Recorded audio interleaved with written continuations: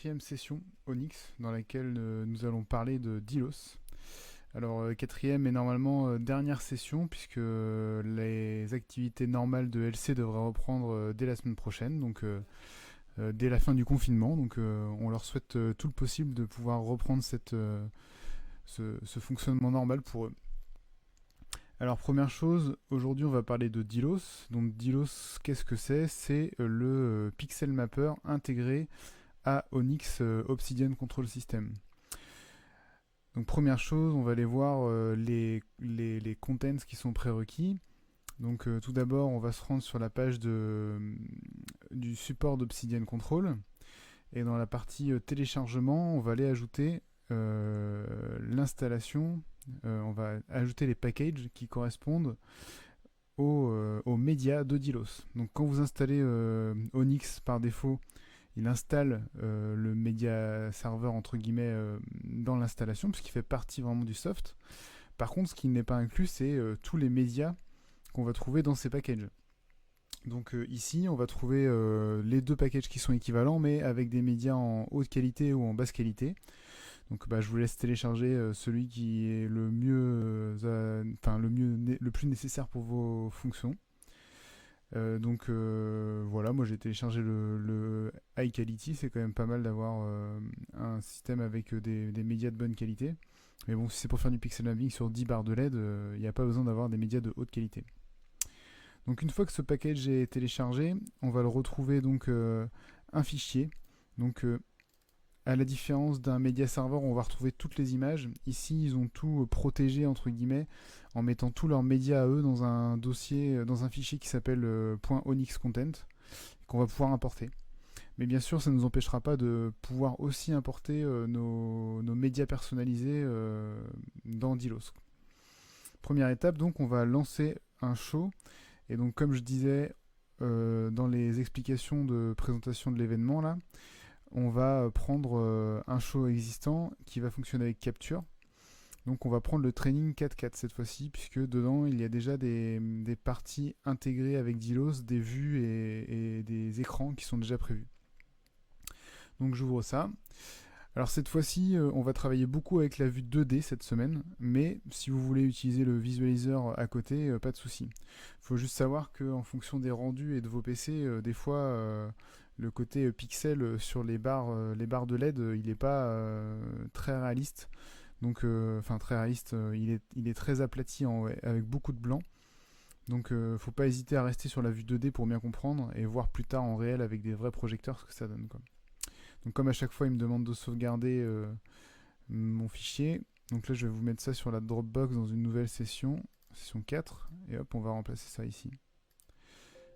Hop. Donc une fois que j'ai sauvegardé cette nouvelle version, donc on se retrouve à nouveau avec un show qui est préparé avec des submasters, des essais, etc. On voit que cette fois-ci il y a des delos qui ont été prévus aussi en plus des shows de base. Et surtout on retrouve des vues déjà intégrées qui s'appellent delos, library et 2D plans. Donc ça c'est parfait, c'est les vues avec lesquelles on va bosser essentiellement aujourd'hui. Première chose donc, on va aller ajouter ces librairies. Parce que nous, dans notre cas, on va avoir besoin du fichier qu'on a téléchargé là. Alors moi je l'avais déjà installé, mais je vous remonte juste les étapes pour les intégrer. Donc on va dans le menu, on rentre dans le menu, on va dans la partie Load Save, et ici on va dans la partie Setting. Et ici on voit qu'on a un Import Delos Content. Et donc quand je vais aller chercher Import Delos Content, je vais aller chercher donc mes médias que j'ai prévus ici, Delos, et j'ajoute ça. Je fais ouvrir et il va m'importer tous les médias. Ça peut prendre un petit peu de temps quand il y en a beaucoup, mais comme il y en a beaucoup, mais ça se fait bien. Donc je le refais pas, j'ai déjà fait. Et une fois qu'on a fait ça, on revient en arrière et vous allez vous retrouver dans une partie librairie dans laquelle maintenant vous avez dans la partie factory pas mal de médias proposés. Donc des images d'abord en noir et blanc et en couleur. Puis après des médias monochromes, couleur, rouge. Voilà, c'est pas mal de textures, il y a beaucoup de choses. Ça permet déjà de travailler avec la majorité des utilisations qu'on va avoir. Ensuite, si vous avez besoin, rien ne vous empêche de rajouter vos médias personnalisés. Comment on fait ça? On va dans la partie User ici, et on voit qu'il y a plein de dossiers folders vides. Si on va dans tous, on voit qu'ils sont tous vides. Et on va pouvoir faire un clic droit et importer un content. Donc pareil, je vais chercher mon média. Alors pas d'Ilos, puisque du coup, hop, un média, donc prenons-en un au pif ici. Et il va m'ajouter mon média personnalisé ici. Donc ils vont fonctionner de la même manière que les médias par défaut. Et on pourra gérer des paramètres dessus aussi. Donc cette vue librairie, c'est la première vue qui est importante pour travailler. Savoir ce qu'on a comme contenu à disposition. Deuxième chose, le plan 2D. Dans ce plan 2D, on va ajouter en plus des fois d'avant, on va ajouter des zones qui vont être les zones, les espaces pixelaires de travail. Donc là, par exemple, on en a un sur la partie stage, donc tous les projecteurs spot wash, et on en a un sur la partie pixel, qui correspond du coup à tous nos éléments matriçables, entre guillemets. C'est la partie sur laquelle on va travailler le plus, puisque ça correspond plus à une visualisation directe des effets. Et à côté, vous voyez, il y a une surface qui a été prise et qu'on retrouve dans les démos de Pixel, enfin dans les démos de Delos, dans ce show, qui vont expliquer un petit peu comment, ce qu'on peut faire simplement. Si on va dans la deuxième page, ici on a une Delos Demo Zone, et si on lance cette démo, on va pouvoir voir ce qu'il y a dans la séquence. Donc pour comprendre comment sont faits les effets, vous pouvez aller sur cette séquence et aller dans les QList Value, voir ce qui a pu être mis dans chaque partie. On reviendra là-dessus pour être plus clair. Donc voilà, on va pouvoir voir ce qui change et comment ça fonctionne.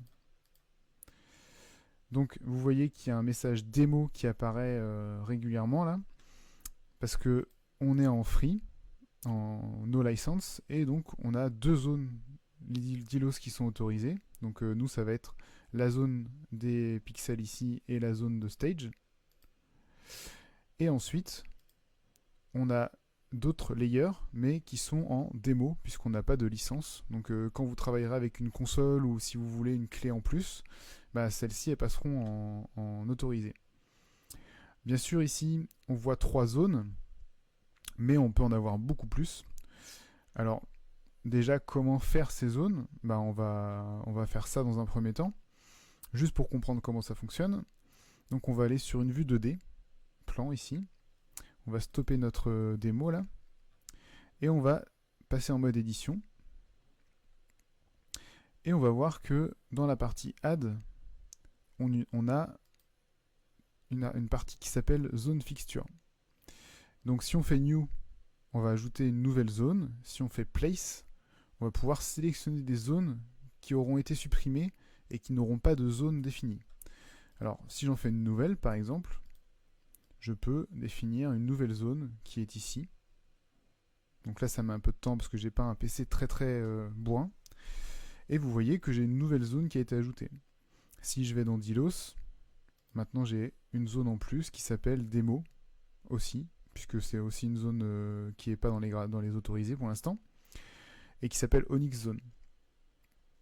Vous voyez qu'il y a un numéro qui apparaît ici, c'est un numéro d'appel, comme pour des fixtures. Donc un média serveur, ça a des layers, et ça fonctionne avec un système de fixtures.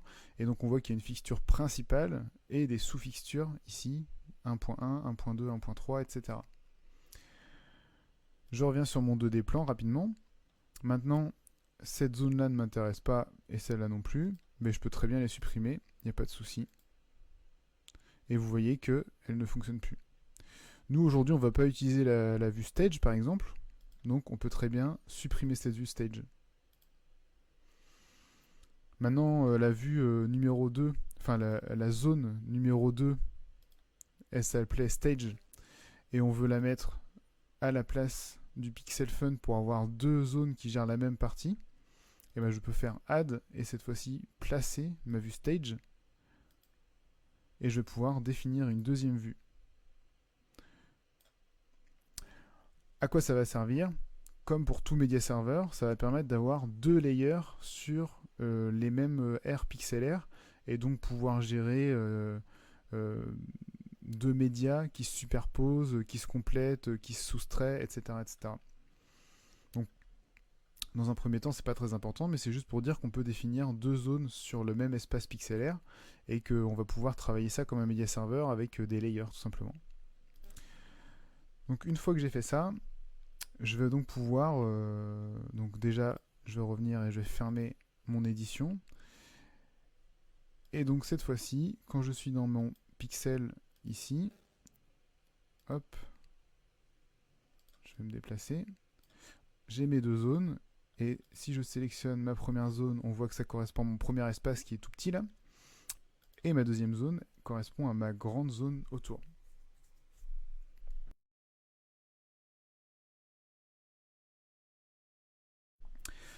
Comme pour les projecteurs, quand on enregistre des presets, vous voyez qu'il y a I, P, C, etc. Ça correspond aux paramètres qui sont utilisés. Donc vous pouvez voir en direct à chaque fois quels paramètres sont utilisés. Donc première chose, comment envoyer un média tout bêtement dans ce pixel mapper? Eh bien, pas très compliqué. Donc je vais prendre ma zone, la première, la plus simple, la plus petite. Et ici, je vais aller sélectionner un média. Dans un premier temps, on va prendre un média et pas une image. Et puis, on va envoyer celui-ci. Ici, vous voyez qu'il tourne, mais je ne vois rien dans mon carré, parce que je n'ai pas lancé d'intensité. Donc en bas, j'ai une intensité générale pour mon layer. Et ici, je peux gérer la vitesse de lancement. Donc attention avec les médias qui sont plutôt rapides. Quand on les ralentit un petit peu, ça fonctionne, mais si on les ralentit trop, on va avoir tendance à saccader. C'est normal, c'est le fonctionnement de tout média. On ne pourra jamais diminuer un média trop lentement. Il finira toujours par un petit peu saccader à force de le faire. Donc très bien, je peux gérer ma vitesse. Celle-ci me correspond plutôt bien. Je m'arrête là. Donc vous voyez que j'ai une partie principale de mon layer, qui est ma fixture principale, 413, et j'ai des sous-parties, qui sont source, effect, etc. Dans ma partie zone layer, je vais pouvoir gérer l'intensité générale, etc.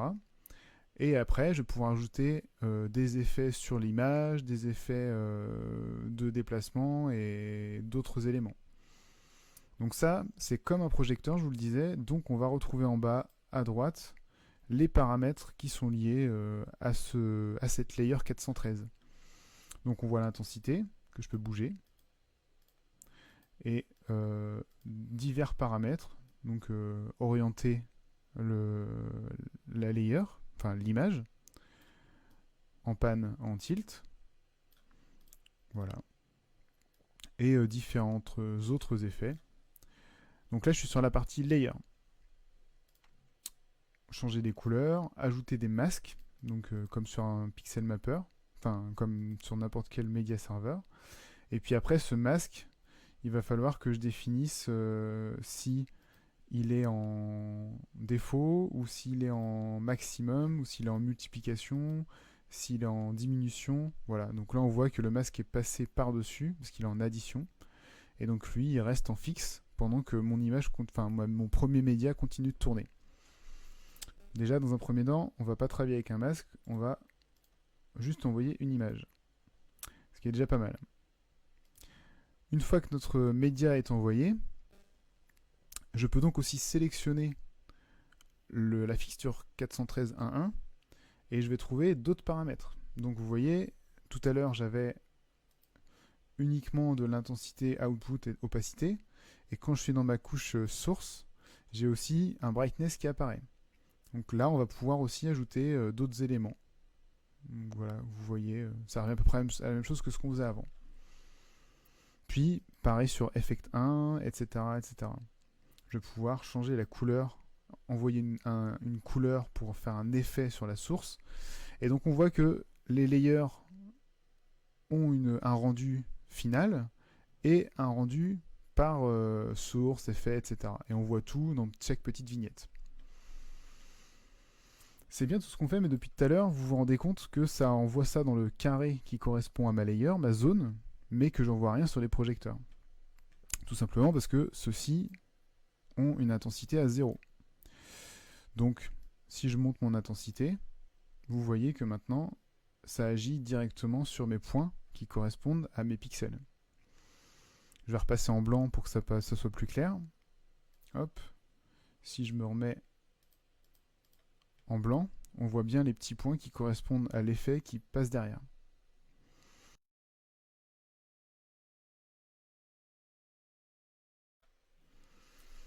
Alors dans un premier temps, ce qu'on va faire, c'est qu'on va faire une séquence avec quelques médias et voir comment ça réagit par rapport à notre espace pixelaire.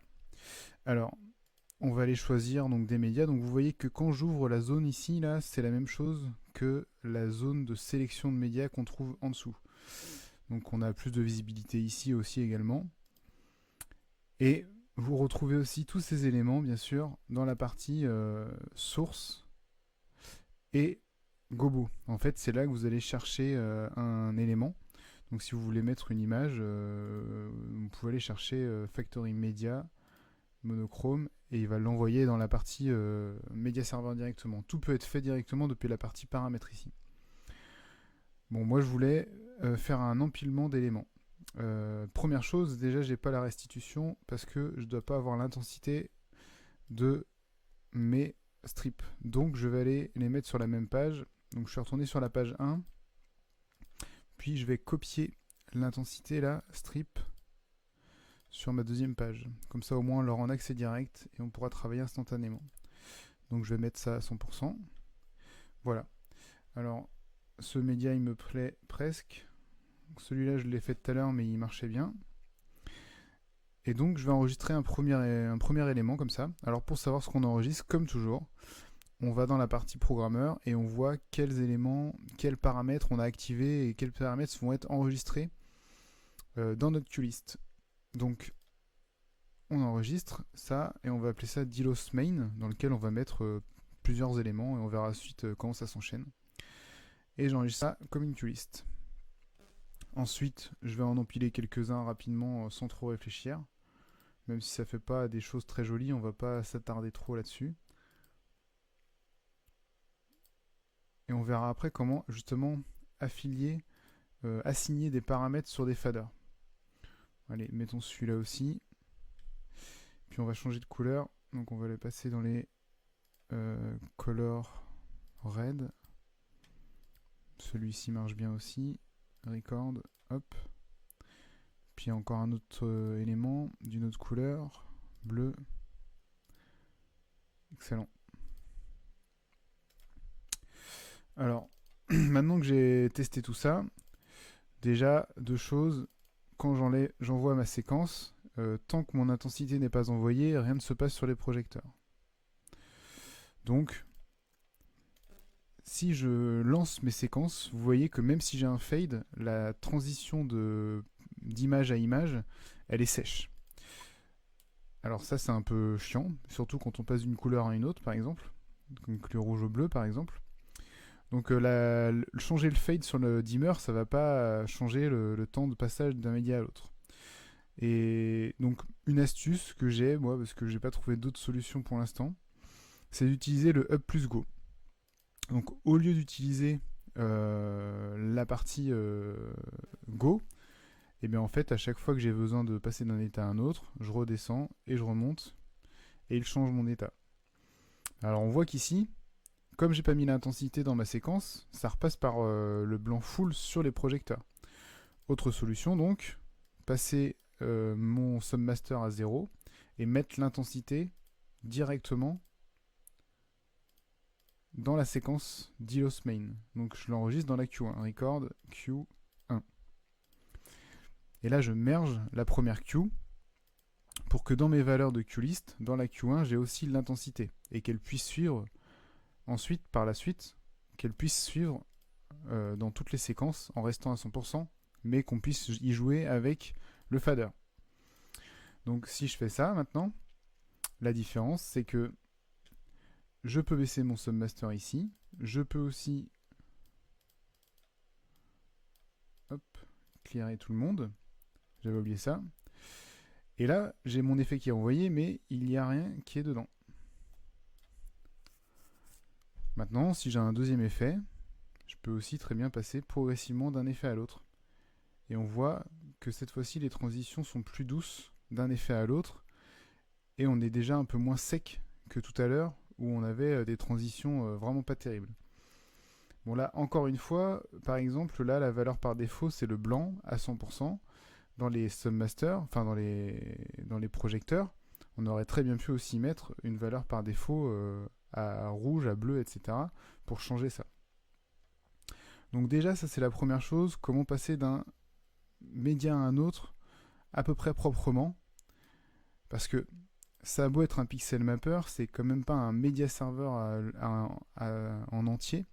L'autre solution, ben, c'est tout simplement, dans ma séquence, je passe tous mes fades à 0. Il n'y a plus de questions à se poser à chaque fois. Et quand je passe d'une queue-list à une autre, enfin d'une queue à une autre, pardon, je vais avoir aucun temps de fade.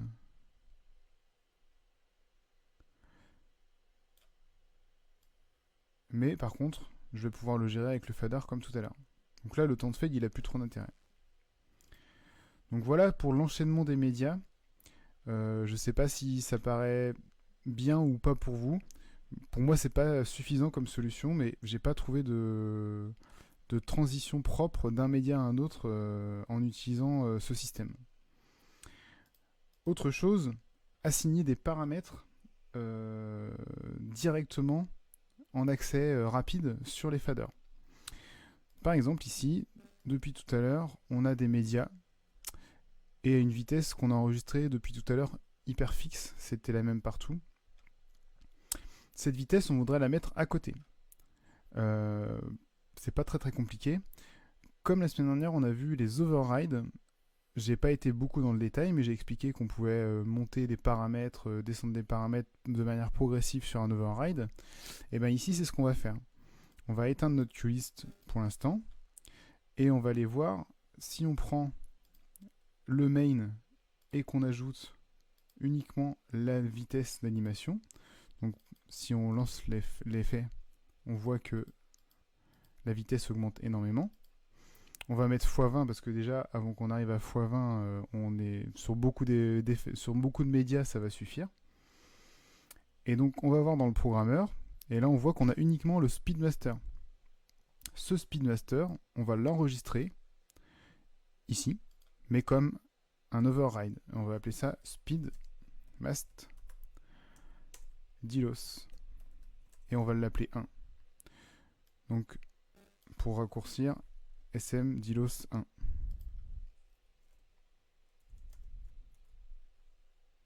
Et on met ça dans un override.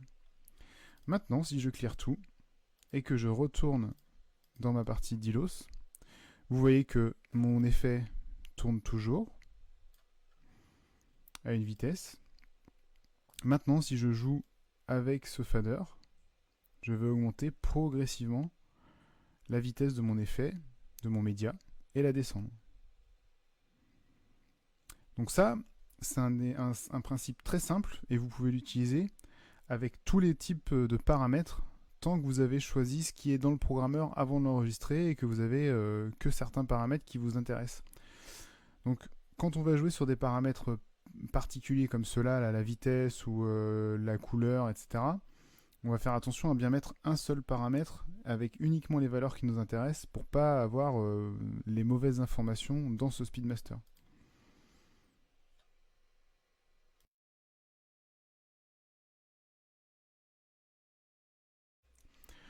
Dans un second temps, on va aller voir un petit peu les masques. Alors les masques, ça sert à quoi? Ça sert à utiliser un masque, un filtre, on va dire, dans lequel on va pouvoir mélanger les informations de la source et ce masque.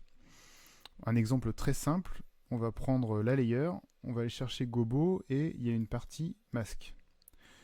Dans cette partie masque, par exemple, j'ai le logo Obsidian et vous voyez que si je rajoute ce masque par-dessus la source, eh bien, tout simplement, on a une image noire, une image blanche. Tout ce qui est blanc a été additionné, enfin, tout ce qui est blanc a laissé passer le média, tout ce qui est noir ne l'a pas laissé passer. Donc là, par exemple, on voit la représentation ici, qui n'est pas hyper importante parce qu'on est plutôt sur des pixels assez espacés. Mais si on avait des pixels plus proches les uns des autres, ce masque il pourrait avoir un intérêt. Et voilà quoi. Ça, c'est simple à enregistrer.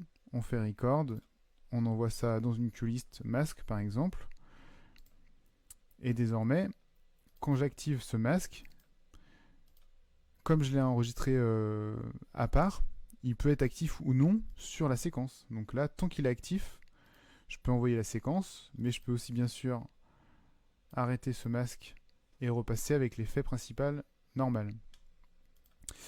Donc là, c'est un masque fixe, une image donc. Après, des masques, il y en a plusieurs types, et on peut très bien imaginer une vidéo noire et blanche, par exemple, qui sert de masque, dans laquelle on va voir aussi les différents types de superposition des masques. Par exemple, je reprends mon layer 1, je vais chercher mes masques, mais cette fois-ci, je vais aller chercher des images, des médias. Et vous voyez, alors cette fois-ci, je vais les changer de média pour qu'on voit bien avec la couleur. Donc là, par exemple, j'ai pris un média et un masque noir et blanc. Et vous voyez que c'est pas mal aussi, ça permet un petit peu d'agrémenter, d'accélérer l'effet qui était assez basique et assez lent de base. Donc ça, je vais pouvoir l'enregistrer aussi comme je vous l'ai montré juste avant. Et si on prend ça, par exemple, qui est assez rapide, on peut l'enregistrer et le mettre cette fois-ci sur un override. Alors ça, j'utilise ça, par exemple, pour faire des parties un peu speed ou énervées et les garder en accès en flash, quoi. Donc si je prends ça en override, je clear tout le monde. Je vais faire en sorte de bien faire gaffe à ce qui est actif et ce qui n'est pas actif. Là, c'est bon. Et vous voyez, quand je l'active, ça rend l'effet beaucoup plus dynamique. Donc voilà, ça peut être intéressant à utiliser en, en accès direct sur des boutons flash ou sur des faders en override, quoi. Dans les masques, là, je me suis pas posé de questions directement, j'ai laissé un masque et je l'ai envoyé par défaut directement en noir et blanc. Mais si je vais dans la partie Beam Effect, je peux choisir son mode d'addition, de soustraction, etc. Donc si je vais dans Beam Effect, on voit que j'ai un masque qui fonctionne ici et un level. Et donc si je change ce level, vous voyez qu'on a des inversions d'effets. Quand je suis en max, par exemple, c'est le noir qui écrase tout et le blanc qui prend la valeur. Et quand je vais dans l'autre sens, c'est le noir qui fait des effets et le blanc qui prend tout le... Enfin bref, vous m'avez compris. Ça permet de changer. Mais il y a aussi plusieurs types de masques. On peut utiliser la fonction multiplication, la fonction soustraction, la fonction addition, crossfade, etc. Ce qui va nous permettre de superposer des couleurs parfois. Et donc là, on voit la partie transparence avec ce petit damier qu'on voit derrière. Si je prends par exemple des effets de couleurs, là on voit que l'effet est très très fin. Je vais le prendre comme ça. Je vais prendre celui-là parce qu'il y a plein de couleurs. Je peux aussi imaginer que l'effet de soustraction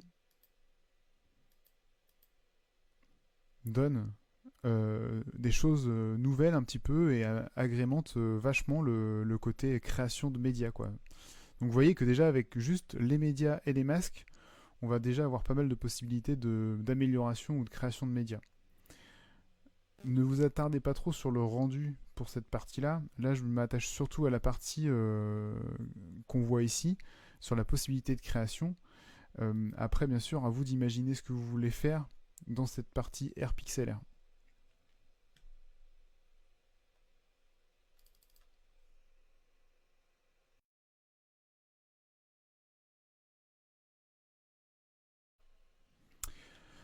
Passons donc aux effets.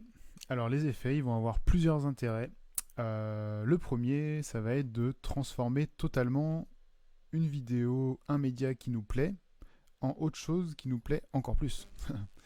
C'est-à-dire, imaginons ce média rouge qui tourne dans ce sens et qui est du côté coin gauche haut. Je vais vouloir le mettre coin droite haut et le passer en bleu et l'agrandir, etc. Pour ça, on va pouvoir utiliser la partie effet. De plus, on va aussi pouvoir assigner certains éléments comme d'habitude, on va pouvoir mettre ça sur des overrides ou sur d'autres éléments pour qu'on puisse les avoir en accès direct. Deuxième intérêt, créer un média personnalisé à partir de quasiment rien. Ça, on va le voir dans un second temps. Premièrement, attachons-nous à voir comment on modifie un effet basique comme celui-ci avec une transformation assez simple qui va nous permettre de voir cet effet de manière totalement différente. Donc on a dit, premièrement, on voudrait qu'il change d'angle, par exemple. Eh bien, on va les regarder dans la partie pan tilt, ça paraît très logique. Et puis on va voir comment ça se passe si je déplace tous ces éléments. Donc là, on voit que j'ai un début de réponse. Très bien. Donc là, mon média qui était à la base dans le coin gauche est rendu dans le coin droite. Ok, on a dit qu'on le préférait en bleu. Ok, enlevons le rouge et le vert, et là on l'a en bleu. Seulement vous voyez maintenant sur la sortie, c'est plus très fort. Parce que quand on était à full, on prenait vraiment pas mal de pixels, et là on a l'impression qu'il n'y a plus beaucoup de rendu. Très bien, dans ce cas-là, on va chercher un peu à saturer notre image et voir ce que ça donne. Voilà, ça marche plutôt pas mal. Voyons s'il y a une autre paramètre de saturation qui existe. Ouais, il y en a un ici aussi. Ah, très bien, on voit que ici, on a un contraste aussi. Mais là, on ne se rend plus vraiment compte de l'effet. Donc, celui qui marchait le mieux, c'était celui qui était ici. Donc, on a juste diminué la saturation. Et on a augmenté la distance et le nombre de pixels sur lequel on voyait ça. Puis on a dit qu'on voulait aussi que les rayons soient un peu plus gros. Alors allons voir du coup dans la partie BIM. Ah, si on zoome, peut-être qu'on peut avoir un effet un peu plus sympa et un peu plus dynamique sur notre partie pixel mapper, on va dire. Et là, ça correspond un peu mieux à ce qu'on voulait faire. Voilà, tout ça, j'ai plus qu'à l'enregistrer aussi dans une QList pour le premier exemple. Et là, j'aurais donc créé un effet à partir d'un média. Attention, là, si j'enregistre ça comme FX, ce sont tous les paramètres que je viens de bouger qui seront actifs et qui marchent pour le moment avec cet effet. Mais si je l'envoie et que je change de média, en fait, j'agis toujours sur la layer 1, mais là, j'ai enregistré que la partie effect. Donc, il aurait fallu, si je voulais vraiment conserver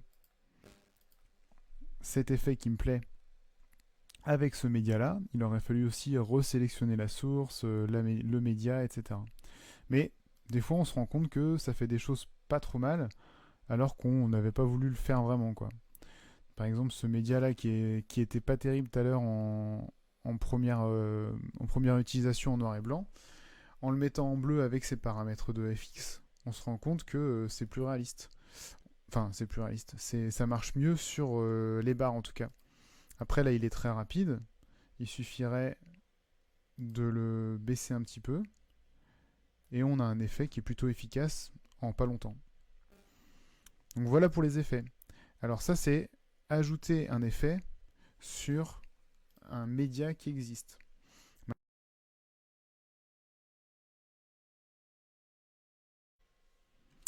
Alors pour créer un effet, on va partir d'une layer vide. Alors on va prendre notre layer et cette fois-ci on va aller sélectionner un générateur en bas.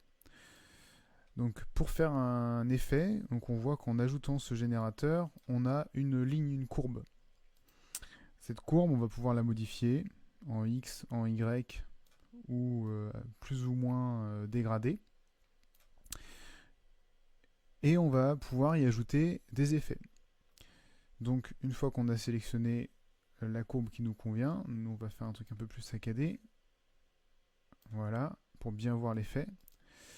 On peut aller chercher notre effet et par exemple ne pas le garder en blanc et ajouter une couleur. On n'a pas fait de rose pour l'instant, on va dire que c'est pas mal. Très bien.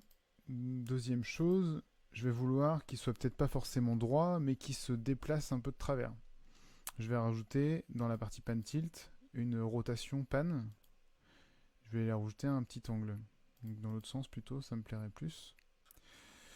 Et maintenant, je voudrais y ajouter un déplacement. Alors là, c'est pas hyper logique, mais ça se trouve dans Gobo plutôt, voilà. Et il va y avoir un horizontal et un vertical index. Donc si je fais vertical index, on voit qu'il y a index et speed. De la même manière que tout à l'heure, on disait qu'il y a un rotation angle et un rotation continue speed. Donc c'est pareil, ce que j'ai fait là en angle, j'aurais très bien pu décider que c'était, hop là, une rotation permanente. Voilà, ça peut être un effet qui fonctionne aussi. Nous, c'est pas ce qu'on voulait faire. On voulait faire une rotation, enfin un déplacement de gauche à droite, du bas vers le haut. Donc je prends mon angle à nouveau et je vais dans la partie gobo et je vais dans le vertical index. Je vais de l'autre côté et je vois que je peux déplacer ça un peu plus lentement. Ok, donc ça, si je l'enregistre tel quel, je vais me retrouver avec cet effet directement enregistré à cette vitesse. On peut aussi choisir un zoom, hein, pour que ça prenne bien toute la taille de notre pixel. Et on peut aussi, dans cette partie à la fin, ajouter une quantité de lignes. Donc par exemple, on passe de 1 à 2 à 3 à beaucoup plus de lignes. Donc c'est la répétition de notre effet. Voilà. Donc ça, je vais le clearer. Je ne voulais pas les activer pour l'instant. De même pour le zoom. Et le gobo. Ah non, le gobo, je le garde. Ça, si je l'enregistre tel quel, du coup, on le disait, ça va faire... L'effet va partir donc progressivement. Mais vous voyez qu'il y a eu une transition un peu saccadée sur une vitesse très rapide. C'est parce que du coup, dedans, il y avait aussi... la vitesse rapide était avant la vitesse lente dans le fade, enfin dans les paramètres. Et donc du coup, quand il est passé à cette vitesse, il y a eu cet état qui est arrivé. Maintenant, on va vouloir faire cet effet, mais on va vouloir contrôler la vitesse sur, le fader. Donc, c'est pas hyper intuitif parce que du coup, on a vu comment faire tout ça depuis des overrides tout à l'heure, mais on va voir que ici, ça marche pas comme ça. Pourquoi? Parce qu'en fait, si on prenait l'override, ça va être très simple à comprendre. Je prends un override. Cet override, il a une valeur de départ qui est par exemple la valeur médiane de notre machine. Donc si on prend l'effet par exemple, c'est 50% dans vertical index. Et je vais lui donner une valeur de destination, par exemple 400 BPM. Et lui, il va se déplacer de 50% à 400 RPM sur l'override, tout au long de l'override. Donc c'est pas vraiment ce qu'on veut faire. Nous, on va utiliser une fonction qui s'appelle AB transfert, X transfert. Donc c'est assez simple à utiliser au final, mais il suffit juste de savoir que ça existe dans cette console. Je repars comme tout à l'heure sur un effet. Donc je génère un effet à nouveau depuis une ligne. Et cette fois-ci, donc l'intensité à nouveau. Et cette fois-ci, cet effet, je le remets en couleur de la même façon. En bleu, tiens. Cette fois-ci. Et puis, dans un premier temps, je vais donner une valeur de base de ma séquence quand je suis à 0. Donc pour ça, je vais prendre le vertical index, je vais le mettre en vertical speed à 0 rotation, et je vais enregistrer ça dans mon 10. Ça, c'est mon état à 0, quand mon fader sera en bas. Je fais ça dans une QList haut, bas, c'est inverse, bas, haut, et j'enregistre ça dans une QList. Maintenant, j'ai besoin d'un deuxième état, à savoir ma vitesse maximum dans laquelle je vais déplacer mes pixels. Prenons par exemple, non, ça c'est beaucoup trop. Prenons un 120 en disant que c'est vraiment le maximum du maximum qu'on veuille faire. J'enregistre ça à nouveau dans mon fader. Je clear. Alors il faut savoir que la fonction AB, elle va utiliser le temps de fade pour utiliser le fader dans la partie AB. Je m'explique. Donc là, vous avez vu qu'on est passé par plein d'états quand on a fait play. Je remonte. c'est parce que j'ai un fade et qu'il est passé par plein de paramètres. Première chose, dans notre première queue, on va mettre 0 secondes. Comme ça, désormais, on va pas voir arriver... Hop, désolé, je passe d'une vue à l'autre là. Quand je vais faire play, je suis directement dans la bonne position. Après, à vous de baisser ou pas l'intensité pour voir ça. Et mon deuxième état, vous voyez que là, il arrive progressivement. Bah, nous, ce qu'on va faire, c'est qu'on va mettre ça sur le fader en utilisant la fonction AB. Donc, je vais utiliser les fonctions assignement, et ici, je vais aller dans ABXFade. Tout simplement. Et désormais, quand j'utilise mon ABXFade, vous voyez, progressivement, la vitesse augmente et la vitesse descend.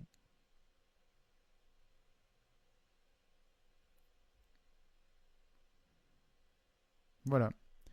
Donc cette fonction ABXFade, vous pouvez l'utiliser dans ce cas-là du haut vers le bas ou du bas vers le haut. Vous pouvez l'utiliser aussi dans la partie rotation. Vous pouvez utiliser ça pour les gobos. Enfin, ça peut marcher pour beaucoup de choses.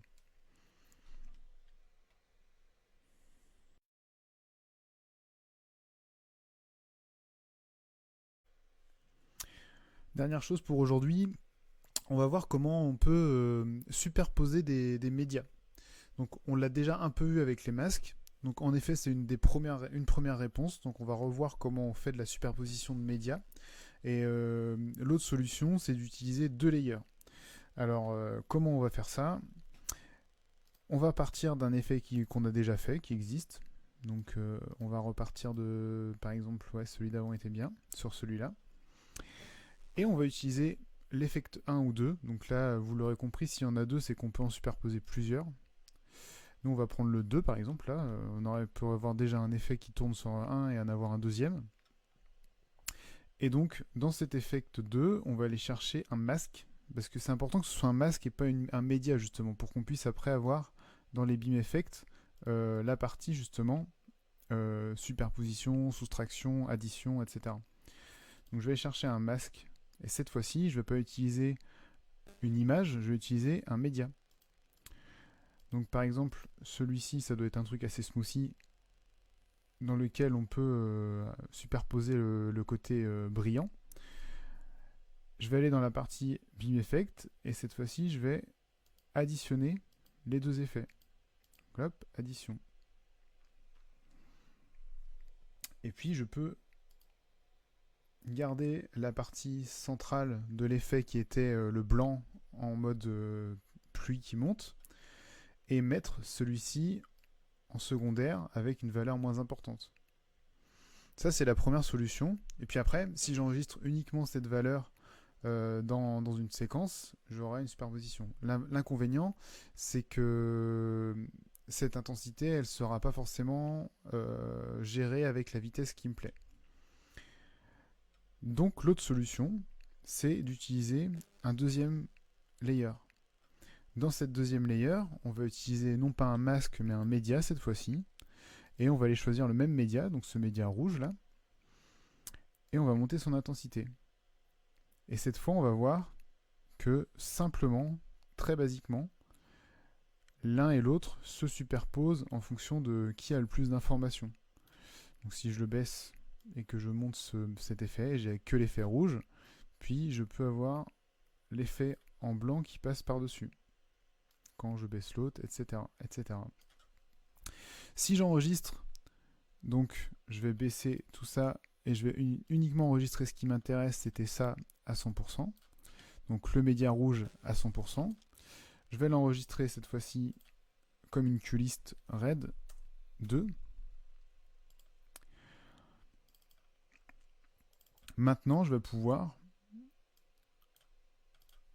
utiliser un média principal comme effet, entre guillemets, et puis un deuxième pour une couleur de fond avec lequel on va pouvoir gérer l'intensité en temps réel. Ça, on est plutôt sur des effets tranquilles, mais on pourrait imaginer la même chose avec une spirale qui tourne très vite et qui arrive et qui repart très simplement grâce à ce fader sur la deuxième couche. Alors cette deuxième couche, si elle fonctionne, vous vous rappelez, c'est parce qu'on a fait une première zone carrée centrale et une deuxième un peu plus grande qui couvre les mêmes pixels. C'est ça qui est important. Donc voilà. Il y a encore beaucoup de paramètres qui existent dans ce pixel mapper. Notamment, on n'a pas été voir comment créer des effets à partir des paramètres de médias. Mais bon, déjà, rien qu'avec les paramètres des médias, on peut aller très loin. Donc ce que je vous propose, c'est que dans un dernier temps, je réponde à quelques petites questions s'il y en a qui traînent sur le fil de discussion. Et donc voilà, j'espère ne pas avoir dit de bêtises parce que ce pixel mapper, je l'utilise peu en vrai, car il est arrivé un petit peu sur le tard, on va dire, et du coup, je l'ai utilisé que récemment pour faire des essais, et j'ai eu peu d'utilisation en live de celui-ci. Donc je suis preneur aussi de vos retours d'expérience et de vos questions sur les utilisations pour qu'on puisse partager ensemble sur comment vous utilisez ce système et de quelle manière. Voilà, en tout cas c'était un plaisir de vous donner ces quelques sessions tutoriels. Et si vous avez des questions, n'hésitez toujours pas à les mettre à la suite dans ce fil de discussion et qu'on échange ensuite. Bonne journée à tous.